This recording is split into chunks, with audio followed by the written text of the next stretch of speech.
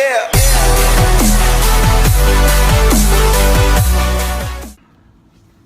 Alright, so right now I'm going to be talking about my top 5 favorite cars.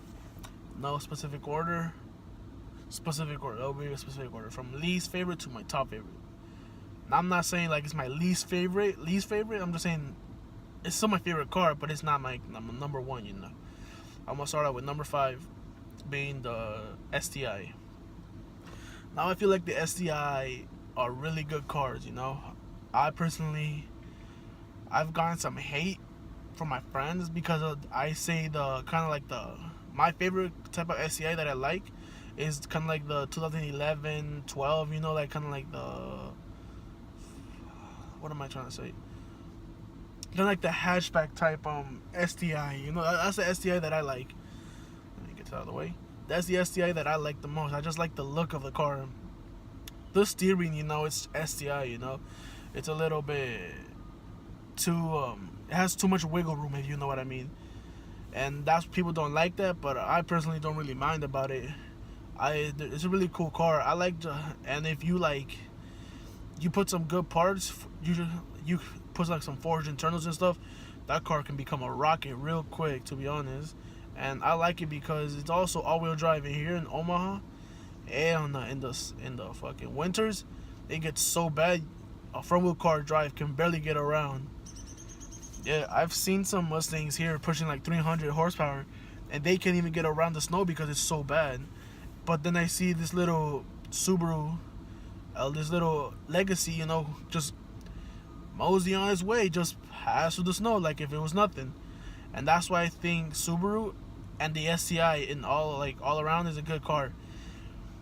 But if you want like a good car, if you want kind of like a quick car, but you don't want like the entire sporty stiff suspension of it, I would get probably the WRX or the Legacy. Those two cars are really good because you always get like good feedback from the car when you drive it. The STI is more kind of like not race, but centric. It is more race, but it's more of it's more about the driver going fast, the driver doing a lot of things, you know.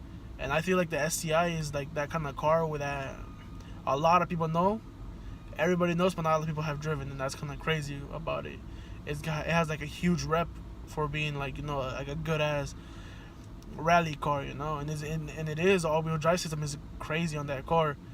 And I feel like the 2016 model, they kind of went mainstream on it. I don't personally like the 2016, like the after the hatchback. I don't like the new STI or WRX. I feel like they went excuse me. I just feel like they went mainstream with the body. To me, it just looks like a fat Civic, like a big old Civic to me. Just look at the end. It looks just like a Type R, just like a Civic Type R. Look it up. It does. All right. Moving on to my 4th favorite car. Car brand. I have to say BMW. BMW is pushing out some really nice ass cars lately. I saw this one video where this one dude, he was turning up and down the volume with his hand, like he was swiping left, volume goes up, right, volume goes down, or however the hell he was doing. Then he was doing this whole shit, and like I don't know what the fuck he was doing, but he changed like the lighting of the fucking car. That was crazy. I'm like, damn, BMW really on their fucking engineering shit. Like they're pushing out crazy cars, and BMWs nowadays are so cheap to find too. You can find a gun like a 335i, easy, a cool $5,000. You know, might have some mechanical issues, like not mechanical, but it just might be missing like a water pump or something. But other than that, those cars are great. You know, especially if you get the all-wheel drive system. It's a little bit heavier than just the I, but the XI will make it'll be a totally different experience. Because you don't only have like the rear, now you have all wheels spinning to the direction, you know. And I feel like BMW is a comforting car if you want just kind of to look good, but also be sporty at the same time. That and Mercedes, but mostly BMW. I choose BMW over Mercedes just because BMW is BMW. It's crazy. BMW is like a good ass fucking brand, but they're expensive too, you know, just like any other car. Yeah. Moving on to my top 3. Ooh, this is a hard one. Cause I have three brands in mind. I just don't know which one. I'm probably gonna go with Volkswagen. Volkswagen has some nice ass cars, you know. Like they have the GLI, which is a great sedan car. You know, it's a great sedan car that has a lot of potential if one tunes it or something. You know, easy access, like just an access port tune, and you're pretty much pushing what, like 290, I think, maybe. I don't know. I'm no mechanic. I just know that those cars, those GLIs, can be turned into rockets really good too. Also, the GTIs, those are really good cars too because they're lightweight. They have good power. I personally don't like the stiffness of the GTI. Like, I feel like the Germans over-engineered that car, so the what's it called? The whole suspension of the car is too stiff for my liking. I also don't like a car that's numbingly like soft either. You know, if I could choose a car that I would drive, it would probably be, I won't say it yet, it's my number one car. But I feel like that the car, the Volkswagen, that like the GTI, is a good car. You know. Then again, there's also better iterations of the Golf with like the R32. It's an all-wheel drive Golf that will dust the GTI any day. And I feel like if you do the right things to any GTI, you can make it look good, you know, for not a lot of money. Now I'm gonna go to my number 2, which I have to probably give it to Jeep. Yeah, it's gonna go to Jeep. I like Jeep because it's like Jeep has so many options of good cars, you know. Like when you think of Jeep, you think about really good, like, stable cars, you know. For instance, you got the Jeep Wrangler, which a lot of people like to go off-roading with that, you know, have to go muddy with those cars, and they're really good cars. They're sturdy as hell. If you get in a car accident, those cars will probably be one of the safest cars you can be in. And not just that, Jeep also has a good ass reputation for their SRTs, because they kind of did a collab with, not a collab, but they're kind of with Dodge. And so I'm a big fan of the SRT8. You know, that car is fast and it looks good too at the same time if you do the right mods. One thing I don't like about what people do to the SRT8, the Jeep Grand Cherokee, is when they put the big rims with the small tires. Like, your tires will pop and you're gonna have, it's just a bad recipe for bad things to happen, you know. When you have big rims, small tires, what happens if you blow a tire? The rim will get really messed up. So I feel like people have to know and have to compensate, you know. But I guess that's what people like, you know. And if that's what they like, hey, do you know. Who am I to judge your build? But my number 1, I have to give it up to Toyota, my number 1 car brand. And it's not just because they pushed out the Supra, the Mark V, which I personally think it's awesome, you know. Cars have to evolve, and people don't understand that somehow. Assholes. But what I'm trying to say is, Toyota has been pushing out some good-ass fucking cars lately. For instance, here's one. The Toyota GT86. That's probably one of the most underrated cars there is. People say, oh, it's not fast, but those cars aren't meant to be fast. You think you go back to kind of like the golden age of Toyota, back when they're pushing out cars like the 86, any Corollas, the Mark II Supras, you know. Back then, those cars were complete legends, you know. To this day, here in United States, people will drool over an 86 and just pick that over any car ever if they ever got a chance. And people just don't understand that. And I think Toyota is coming back little by little more into the sporty, you know. I feel like they kind of lost their way a little bit, kind of in the mid-2000s, when they pushed out the Prius and the nummy suspension of the Corolla. Now, the Corolla is a good kind of like, you know, like if your girl, and you have a kid, that's a good-ass car, the Corolla.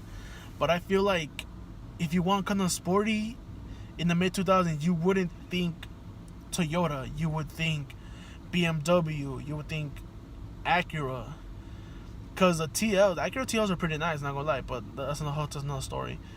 And you would think about any other brand except for Toyota, because they were pushing out cars that were economically good, but really they didn't perform that well. Now, I won't bash them for the Prius like other people will, but the Prius, shit, lately with the gas prices, it might not be the smartest, it might not be the dumbest choice, you know?